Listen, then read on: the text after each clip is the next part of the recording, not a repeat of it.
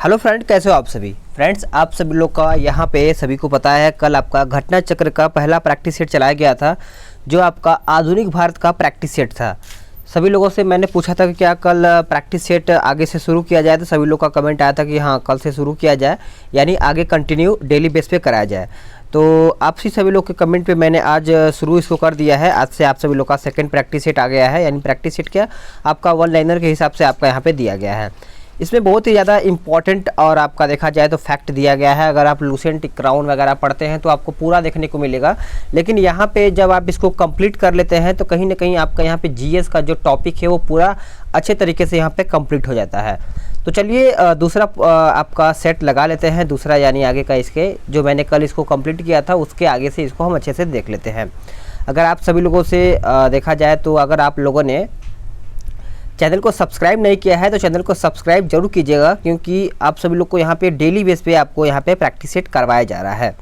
तो चलिए सेट को शुरू करते हैं। चलिए कल से जहाँ तक मैंने शुरू किया था उसके आगे से शुरू करते हैं। कल मैंने यहाँ से एंड कर दिया था, इसको हम फिर से देखते हैं।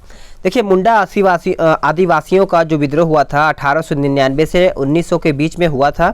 इसका नेतृत्व किसने किया था? तो बिरसा मुंडा ने किया था। इसको बस आप समझते चलिए, सुनते चलिए अच्छे से, ये आपका क्लियर होता चला जाएगा। अगला देख लेते हैं कि 1895 ईस्वी में बिरसा ने अपने आप को भगवान का दूत घोषित कर दिया था।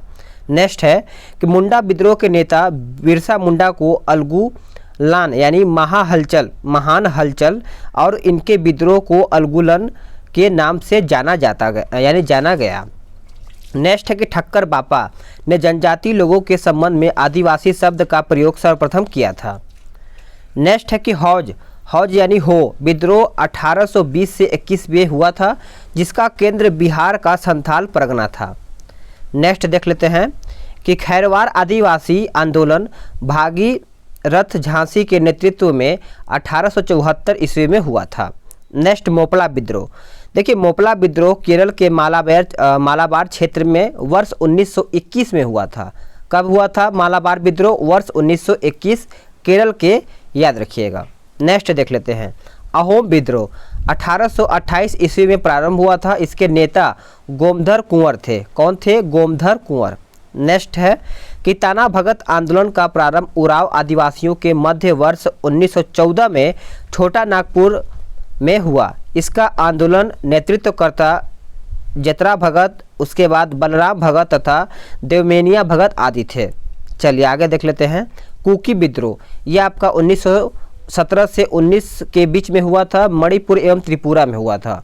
अगर बात करें कुका विद्रोह तो ये 1840 से 72 में हुआ था, पंजाब में हुआ था। अगर बात करें पावना विद्रोह तो ये 1873-76 के बीच में हुआ था, बंगाल में हुआ था। ठीक है, चलिए अगला है महात्मा गांधी और उनकी विचारधारा से प्रभावित होने वाले पहले जनजातीय नेता जदो नांग यानी जोड़ा नाग थे।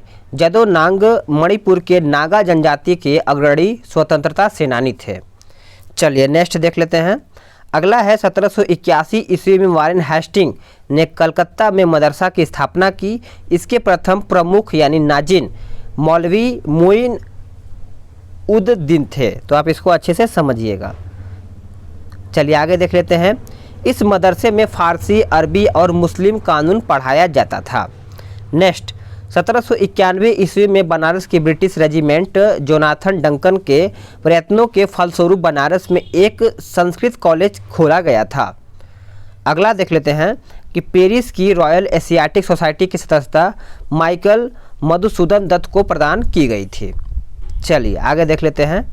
वारेन हेस्टिंग के काल में चार्ल्स विल्किंस ने भगवत गीता का प्रथम आंग्ल अनुवाद किया, जिसकी प्रस्तावना स्वयं वारेन हेस्टिंग ने की थी या फिर वारेन हेस्टिंग ने लिखी थी।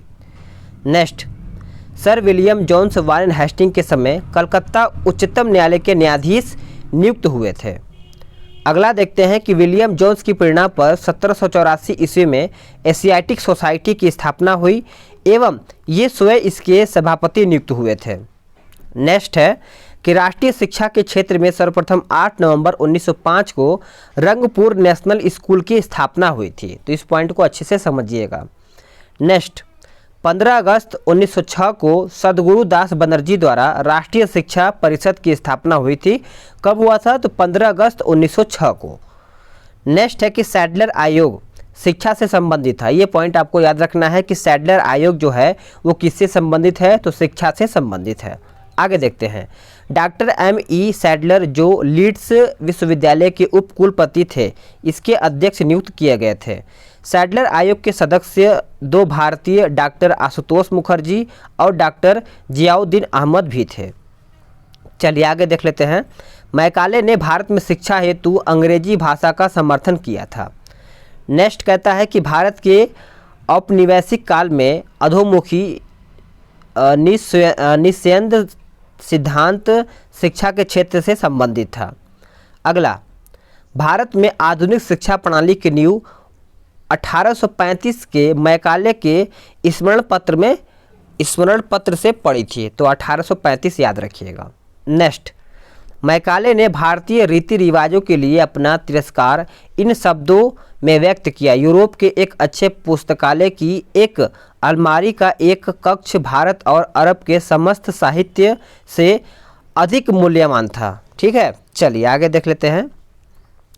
Governor general Lord William Cavendish batting 1828 से 35 ईस्वी के बीच शासनकाल में 7 मार्च 1835 ईस्वी को लॉर्ड मैकाले के प्रस्ताव को स्वीकृत कर भारत में अंग्रेजी को उच्च शिक्षा का माध्यम मान लिया गया। नेक्स्ट है कि भारत में अंग्रेजी शिक्षा का मैग्ना कार्टा कहे जाने वाले 1854 के चार्ल्स वुड के डिस्पैच को आधार बना करके लंदन विश्वविद्यालय की तर्ज पर ब्रिटिश भारत में 3 विश्वविद्यालय कलकत्ता, मद्रास एवं बम्बई की स्थापना 1857 ईस्वी में की गई थी। Next, D.K. कर्वे के प्रयत्नों से बम्बई में प्रथम महिला विश्वविद्यालय की स्थापना हुई थी। समझ रहे होंगे सभी लोग, इसका क्या हो जाएगा? महिला विश्वविद्यालय की स्थापना किया गया था बम्बई में, याद रखिएगा। नेक्स्ट, ये महाराष्ट्र के समाज सुधारक एवं सामाजिक कार्यकर्ता थे। नेक्स्ट देख लेते हैं कि D.K. कर्वे ने विधवाओं के उत्थान के लिए विधवा विवाह प्रतिबंध निवारक मंडली की भी स्थापना की थी। नेक्स्ट देख लेते हैं। 1896 ईस्वी में D.K. कर्वे ने पूना में विधवा गृह की स्थापना की थी। कब? तो 1896 में।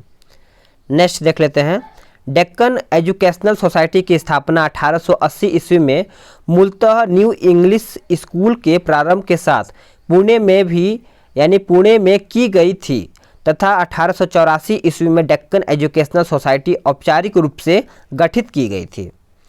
नेक्स्ट देख लेते हैं कि 1817 ईस्वी में राजा राम मोहन राय ने डेविड हेयर एवं अलेक्जेंडर उफ के साथ मिलकर कलकत्ता में प्रसिद्ध हिंदू कॉलेज की स्थापना की थी। सभी इंपॉर्टेंट आपके लिए बन जाता है। मेयो कॉलेज की स्थापना 1875 में अजमेर में, मुस्लिम एंग्लो ओरिएंटल कॉलेज की स्थापना 1875 में अलीगढ़ में हुआ था। समझते चलिए अच्छे से। नेक्स्ट देख लेते हैं। भारत का पहला समाचार पत्र कौन था? तो बंगाल गजट था। समझ पे आ रहे होंगे सभी लोग। 1780 ईस्वी में J.K. हिक्की ने बंगाल गजट नामक समाचार पत्र प्रकाशित करना आरंभ किया था। तो किसने किया था बंगाल गजट समाचार पत्र का प्रकाशित? तो J.K. हिक्की ने किया था, 1780 में किया था। चलिए आगे देख लेते हैं कि लॉर्ड वेलेस्ली ने 1799 ईस्वी में सभी समाचार पत्रों पर सेंसर बैठा दिया तथा समाचार पत्रों का प्रक्षेपण अधिनियम पारित किया था। अगला है कि लॉर्ड लिपन ने 1882 में वर्नाक्यूलस प्रेस एक्ट अथवा देसी भाषा प्रेस अधिनियम को रद्द कर दिया और भारतीय भाषाओं के समाचार पत्रों को अंग्रेजी भाषा के समाचार पत्रों के समान ही स्वतंत्रता दे दी थी। नेक्स्ट देख लेते हैं। पत्रकारिता के लिए ब्रिटिश सरकार द्वारा सजा पाने वाले पहले भारतीय कौन थे? तो बाल गंगाधर तिलक थे। तो आप इसको याद रखिएगा, बाल गंगाधर तिलक पहले व्यक्ति थे जो पत्रकारिता के लिए ब्रिटिश सरकार द्वारा सजा पाने वाले थे। नेक्स्ट है कि उत्तरी अमेरिका महाद्वीप यानी वैंकूवर में फ्री हिंदुस्तान अखबार तारक नाथ दास ने शुरू किया था। किसने किया था? तो तारक नाथ दास ने। अगला है इंडियन मिरर। देखिए, इंडियन मिरर अखबार प्रकाशन कलकत्ता यानी बंगाल से होता था। अगला है कि इंडियन मिरर की स्थापना 1861 में हुआ था। इसका श्रेय देवेंद्रनाथ टैगोर तथा मनमोहन घोष को दिया जाता है। नेक्स्ट देख लेते हैं, अमृत बाजार पत्रिका की स्थापना शिशिर कुमार घोष ने 1868 ईस्वी में कलकत्ता में की थी। कहाँ पे की थी? कलकत्ता में। कब किया था? तो 1868 में किया था।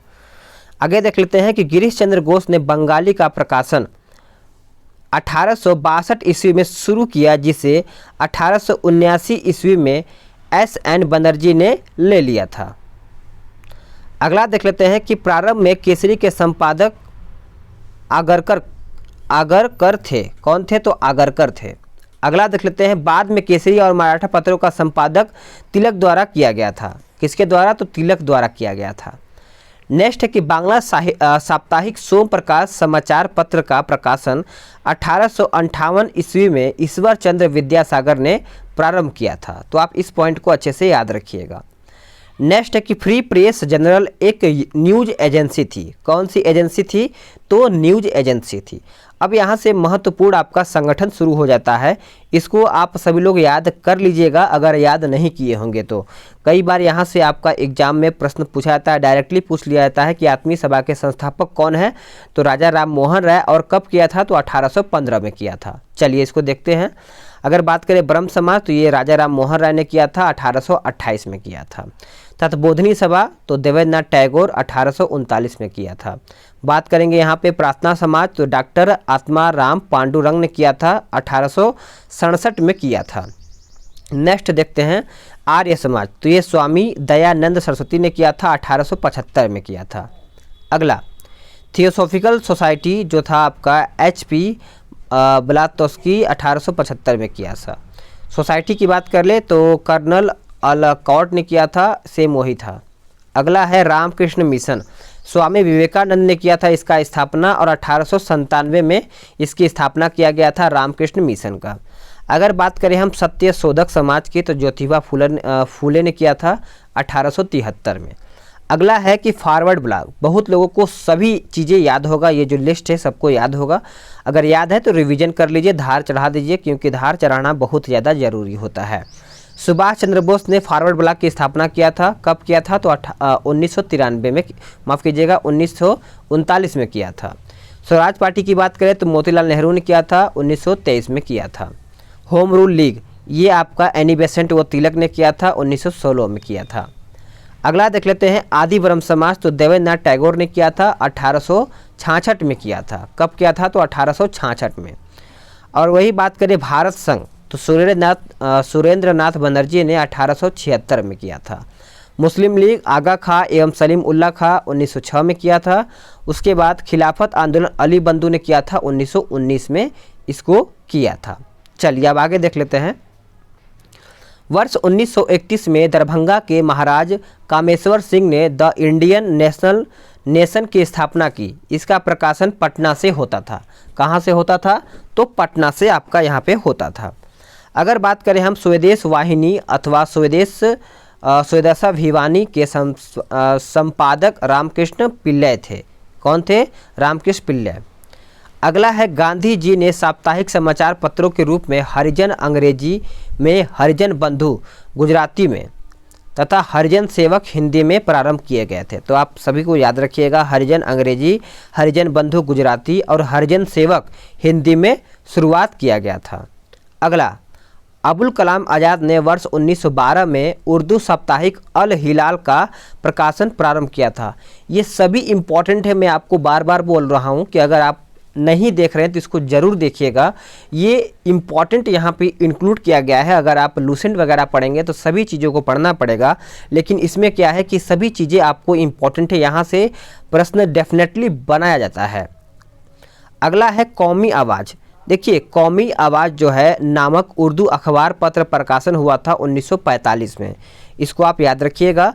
जवाहरलाल नेहरू तथा रफ़ी अहमद किदवई द्वारा ये लखनऊ से प्रारंभ किया गया था। अगला है रास्त गुप्तार। यहाँ पे रप्त गुप्तार होना चाहिए लेकिन रास्त गुप्तार लिखा है। देखिए रप्त गुप्तार नामक पत्र दादा भाई नौरोजी से प्रकाशित होता है। ठीक है, चलिए आगे देख लेते हैं। कि भारत के लिए स्वशासन की मांग करते हुए मोतीलाल नेहरू ने इंडिपेंडेंस नामक समाचार पत्र निकाला था। अगला कॉमनवेल्थ, सभी को पता है कॉमनवेल्थ से प्रकाशित अंग्रेजी पत्र था जिसकी संपादिका एनी बेसेंट थी। कौन थी? Annie Besant. अगला देखते हैं कि राजा राम मोहन राय को भारतीय पुनर्जागरण का पिता, भारतीय राष्ट्रवाद का पैगंबर, अतीत और भविष्य के मध्य सेतु, भारतीय राष्ट्रवाद का जनक, आधुनिक भारत का पिता और प्रथम आधुनिक पुरुष तथा युगदूतु यानी कहा जाता था। तो इनको बहुत चीज़ें कहा जाता था, तो सभी को याद रखिएगा, कोई भी एग्जाम में पूछा जा सकता है। अगला है कि हिंदू धर्म के एकेश्वरवादी मत का प्रचार करने के लिए 1815 ईस्वी में राजा राम मोहन राय ने अपने युवा समर्थकों के सहयोग से आत्मीय सभा की स्थापना किया था। कब किया था? तो 1815 में। अगला देखते हैं, राजा राम मोहन राय ने 1828 ईस्वी में ब्रह्म समाज के नाम से एक नए समाज की स्थापना की जिसे आगे चलकर ब्रह्म समाज के नाम से जाना गया। तो ब्रह्म समाज के नाम से, देखिए ब्रह्म सभा था, उसके बाद ब्रह्म समाज के नाम से जाना गया था। अगला देख लेते हैं कि देवेंद्रनाथ टैगोर ने राजा राम मोहन राय के विचारों पर प्रसार के लिए 1839 ईस्वी में तत्बोधिनी सभा की स्थापना की थी। कौन सी सभा की स्थापना? तो तत्बोधिनी सभा की स्थापना यहाँ पे किया गया था। अगला है मुगल बादशाह अहमद द्वितीय ने राजा राम मोहन राय को राजा की उपाधि के साथ अपने दूत के रूप में 1830 में तत्कालीन ब्रिटिश साम्राज्य विलियम चतुर्थ के दरबार में भेजा था। अगला देख लेते हैं, इंग्लैंड के ब्रिस्टल में ही 27 सितंबर 1833 को राजा राम मोहन राय की मृत्यु हो गई, जहां उनकी समाधि स्थापित किया गया था। ठीक है, चलिए अगला है कि शारदा मणि मुखोपाध्याय जिन्हें शारदा देवी के नाम से जाना जाता है, उनका विवाह 23 वर्षीय रामकृष्ण परमहंस से 5 वर्ष की उम्र में 1859 में हुआ था। ठीक है, चलिए आगे देख लेते हैं। मूल शंकर यानी स्वामी दयानंद का जन्म 1824 ईस्वी में गुजरात की मोरबी रियासत यानी काठियावाड़ क्षेत्र के एक ब्राह्मण कुल में हुआ था। कौन से कुल में? तो ब्राह्मण कुल में हुआ था। दयानंद सरस्वती मूल शंकर ने अप्रैल 1875 में बम्बई में आर्य समाज की स्थापना की, जिसका मुख्य उद्देश्य प्राचीन वैदिक धर्म की शुद्ध रूप से पुनः स्थापित करना था। ठीक है, चलिए नेक्स्ट देख लेते हैं।